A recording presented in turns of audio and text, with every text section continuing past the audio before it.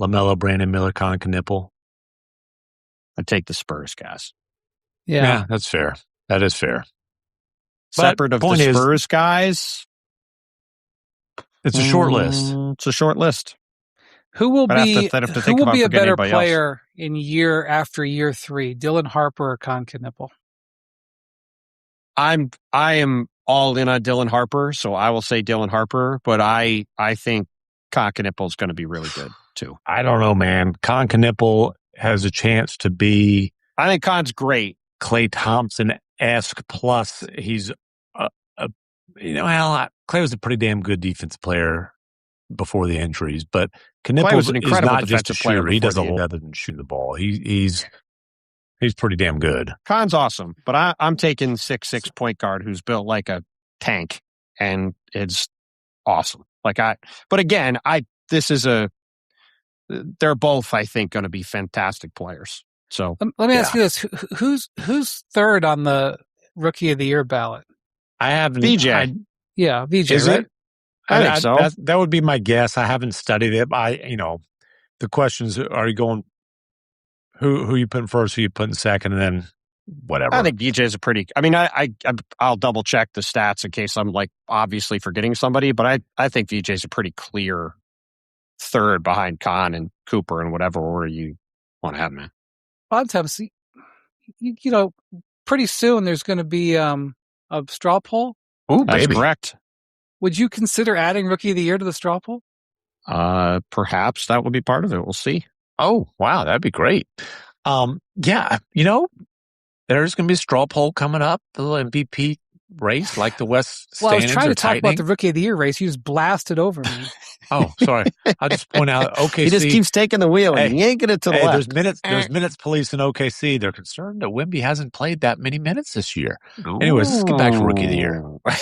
Well, that is a thing that is happening in the pushback of the MVP thing, was that Victor has played fewer minutes than LeBron, who is ineligible for the awards, and Victor is not yet eligible, but trending towards being eligible, and he's played way less minutes than Cade. Although if Cade doesn't play again in the regular season, I think Victor is likely to. Which, by the way, I think is a very fair criticism. Yeah.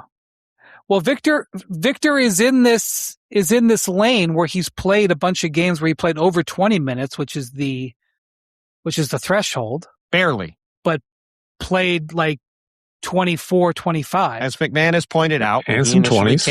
He came back and was playing 22 seconds, which I'm not criticizing him for, but again, if you're trying to make a decision on who to vote for this award, like Victor's point the other day when he gave the soliloquy about how important defense is, obviously is a very valid point in his favor.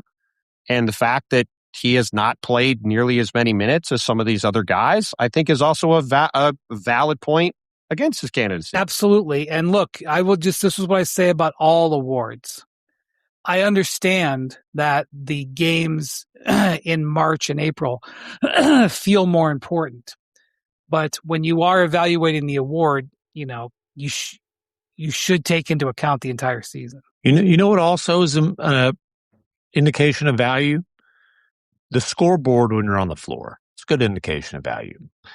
There's only one person in the league who has a better overall plus minus than Victor Wembanyama. Now, it's his primary competition for the MVP, but Shea is plus 677 in 2,107 minutes. Wemby, in a mere 1,725 minutes, is a plus 630 this year. It's crazy. As I watched today, Shea only hit 1-3 in this game, but there was a play, he had gotten to the elbows, as he does in the fourth quarter. And then they ran a pick and roll, and they put Towns in the pick and roll, of course. And Towns sort of went and stood on the elbow, and Shea comes off the pick, stares at Towns standing at the elbow. I was like, oh, okay. And takes a half step back and hits a three. It was in the round in the fourth quarter when they're winning the game. And I'm just like, the quote echoes in my head as I watch it. I have the answers. It's just, I have to wait for the questions. So he knows all the answers to the test. I mean, the Spurs play Chicago Monday night. I think we could assume they'll beat the tanking Bulls. And if they do, they'll finish up a 2-month stretch in which they went 25-2. And they'll have gained 1 game in the standings.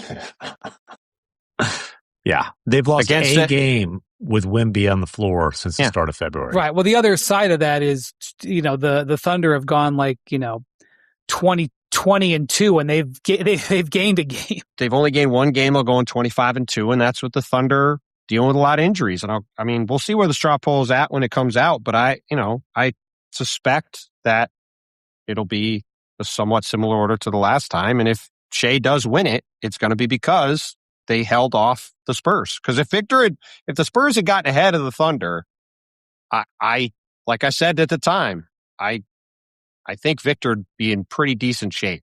And he might still win anyway. I mean, he's incredible. But I'm relieved Victor's playing in that game on Monday because the PGA Tour is in San Antonio this week. How are we going to do golf and soccer talk? Texas Open. Why? Where does Victor come into this? Well, I had, some friends from the PGA Tour asked me last week, we're going to buy tickets for this game. Some friends from the PGA Tour, McMahon. Yes. And they said, hey, sure? Do you think it's safe to buy a ticket for this game? They're expensive. They're PGA people. They're rich. I know. They're very rich. That's true. That's not the point. The point was they were trying to ask me whether I thought Victor would play in this game, and I assessed the situation and said, yes, I think Victor will play. Also, Victor's going to play in as many games as he can. He wants right. damn awards. He's got to make sure he gets his awards. I just wanted to make sure that there was no shenanigans, and he's not on the injury report. Wendy, you wanted to talk Rookie of the Year before this thing got completely derailed. Yeah, I know. You pushed it off. It was your thing. You're the one who has the keys. By the way, speaking Bontemps, McMahon and I went to dinner the other day. That's which unfortunate. McMahon didn't pay for. Also, neither not did you. Surprising. Neither did you. I just said McMahon didn't pay for it. And we went to this wonderful we got alligator pizza arms Swintourst over there. We went to this wonderful pizza place in L.A., Pizzeria Bianco. A well-known NBA establishment. Yes. The owner, Chris Bianco, was there, and he was talking about watching he's a big Suns fan. He's a Phoenix guy. He's talking about watching the Suns G League team. Yes. He was evaluating the Suns. He loves draft picks. He was watching, Maluach and Fleming on the G League team a few months ago. Anyway, we get the pizzas. See. And McMahon just starts eating my pizza. No, it was put in front of me, so I thought it was the one that I ordered. Did it look anything like the pizza that you ordered? I didn't know. They said some special thing. I just said, sure, give me the special. It looks special. I certainly believe McMahon having no idea what pizza he is being brought. That tracks. Yeah. Anyway. Put it in front of me. I only ate 33% of yours and all of mine. Anyway, it was a great dinner. All right. Actually, hey, cut that because I'm getting diet and conditioning criticism from the IT department lately. So, okay. Well, it was a personal pizza. It wasn't, Anyway, where do you think the race is for Rookie of the Year, Bontemps? I mean, I don't know if you want to open that can of worms, but I kind of would be interested. I don't know where it's at. I don't either. That's kind of why I wonder if you could tack it on.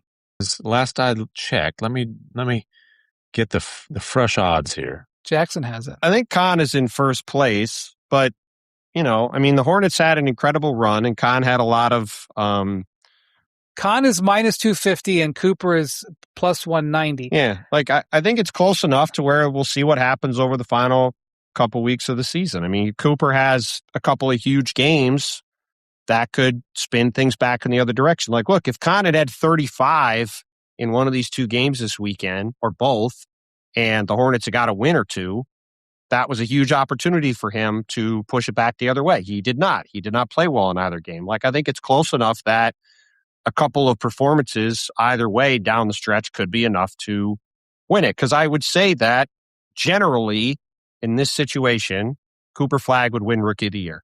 He's seen as the better prospect. He's probably going to be a tremendous long-term player. Obviously, I think Khan is going to be a great long-term player too. But if it's a tie or close to it, you tend to default to the guy who's the higher level long-term player. I mean, it's not a perfect comparison, but this is sort of what happened with Victor Wembanyama and Chet Holmgren a couple of years ago. Like, Chet had a great year on a way, way better team than the Hornets, obviously, with the Thunder, but Victor had a great season. He was seen as a generational player. He wound up winning the award, running away down the stretch. Connor's had a better year. He's got the all-time rookie record for threes. He's played great. Charlotte has had this unbelievable surge. Cooper's had injuries. The Mavs have been tanking. Everything is broken. Yeah, the tanking aspect of it complicates it, even though you would never, when you watch him play, he's going full force. It's just because, to me, the Mavs have just been so irrelevant. Like, there hasn't been any moments for Cooper to capture any attention, really, even though whether he's playing hard or not. Whereas Charlotte has had all this attention. The last time he really was able to capture national attention was when these guys played each other, and Cooper had 49, Con had 34. The Hornets winning, down at the end, but it was the most points ever scored by a teenager in an NBA game. Now, he had the foot sprain that kept him out longer than the Mavs anticipated. I think it ended up being like 8 games there. Also, just for Rookie of the Year, you do not have the games played threshold. Yeah, no games played requirement for that. And he's going to play 65 anyways, but yeah, no games played. But Con, he's not just been a volume 3-point shooter. I haven't checked today after a couple off shooting nights, but he's shooting well, he was well over 43%, going into the weekend. And he's been a good rebounder. He's been a much better playmaker than people thought. 43% from 3, on 8 attempts a game. I mean, it's just an unbelievably efficient season from a guy coming in the league. And by the way, doing it on a team that has had this incredible turnaround, has been a huge part of their success. All that stuff. It all is broken in his direction, but it's close enough where, like I said, I think the ball is sort of on Cooper's racket. And if he has a great 2 weeks, I think my guess is in a situation like this, people will be trying to find ways to vote for Cooper in the end. And if he gives them reasons, they'll vote for him. Well, and the other thing is Cooper, so guys as rookies who have averaged over 20 points, 6 rebounds, and 4 assists, I'll just tell you, since the ABA-NBA merger, which is damn near 50 years now, Larry Bird, Michael Jordan, Luka Doncic, and Cooper Flagg. It's pretty good company. 3 guys who won Rookie of the Year and ended up having decent careers for themselves, one still in process. But, yeah, so, I mean, it's pretty good company now. There's not a bad choice. But Con is, his 3-point shooting is absolutely historic. Looks like he's going to lead the league in threes made. Just blew the rookie 3-point record out of the water on good efficiency. And he's 19 over 5, over 3. His counting numbers aren't that far off. No, I mean, this is not say, when Malcolm Brogdon won Rookie of the Year, when Joel played, I think, 32 games as a rookie. It's not normal to factor in winning in the Rookie of the Year race because typically the top rookies are on terrible teams.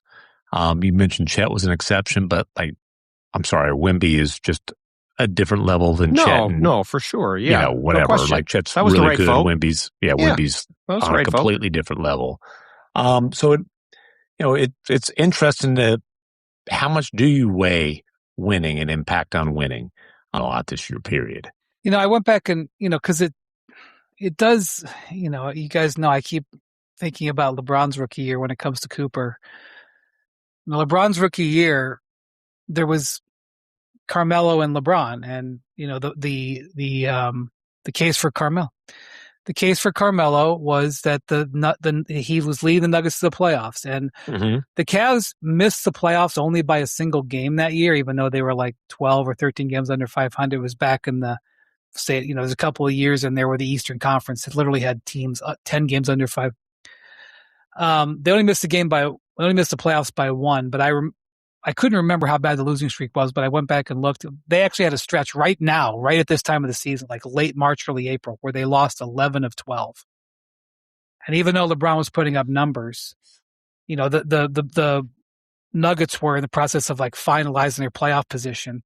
Even though LeBron was putting up numbers, like they lost 11 to 12 games, and there were people going like, "This, give it to Carmelo, this 19-year-old, like he can't get it done." Like and so it just reminds me, this is, the Cavs weren't tanking; they were trying to make the playoffs. And Carmelo had a great year and was a primary guy on a team that broke through, made the playoffs. Right. And Carmelo was the 3 pick. Obviously Carmelo came with more fanfare. He was a national champion, but, Khan was a 4th pick. There's a lot of parallels across the board, and ultimately LeBron won. And, I don't know where that one is going to be really interesting to see where it lands. So it wasn't the same. We had more voters back then, but the votes were 78 to 40. First place votes, LeBron. Yeah, 2-1. Yeah. Yep.